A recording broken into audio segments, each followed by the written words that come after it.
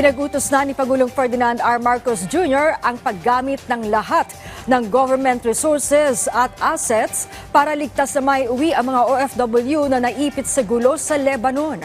Handa naman ang Department of Migrant Workers na magpatupad ng mandatory repatriation, oras na itaas pa ang alert level. Yan ang ulat ni Kenneth Pasyente.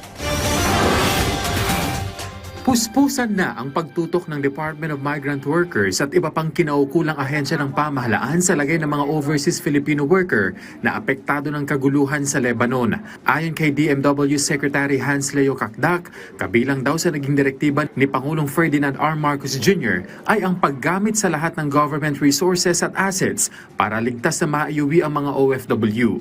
More than anything, it's the President's concern for our OFWs. The President has always been concerned for the welfare and security, safety of our OFWs, and so he deemed it a proper time to convene all of us and find ways to heighten or strengthen our approach in terms of securing the safety and security of our OFWs. Sa datos ng ahensya, nasa 11 OFW ang nakatakdang dumating sa bansa ngayong weekend.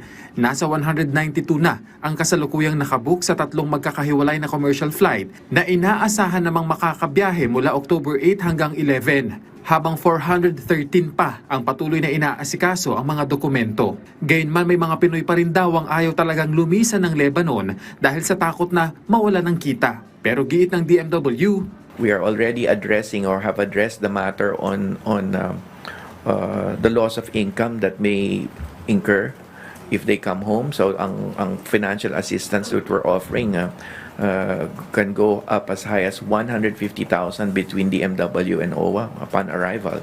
That's good for 4 to 6 months salary. 179 na OFW naman ang kasalukuyang nasa mga shelter sa Beirut kung saan ibinibigay ng pamahalaan ang kanilang pangangailangan gaya ng pagkain. Hinahanap na rin daw sa ngayon ng OWA ang mga Pinoy na naipaulat na nananatili sa mga tent. If we can identify where these reports are of OFWs staying in tents, we will go to them and bring them to our shelters. Sa ngayon, naghihintay pa ng abiso ang DMW mula sa DFA kung maitataas pa sa level 4 ang alert level sa Lebanon. At sakali mang mangyari ito, ay handa silang maipatupad ang mandatory repatriation. We stand ready. In fact, that is might have been answered already. Your question might have been answered by the President's directives yesterday.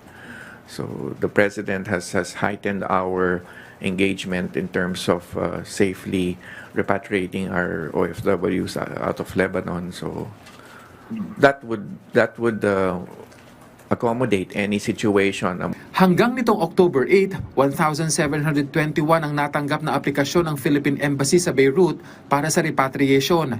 511 sa mga ito ang na-repatriate na. Kamakailan ang magpaulan ng nasa 30 air raids ang mga Israeli warplanes sa timog na bahagi ng Beirut.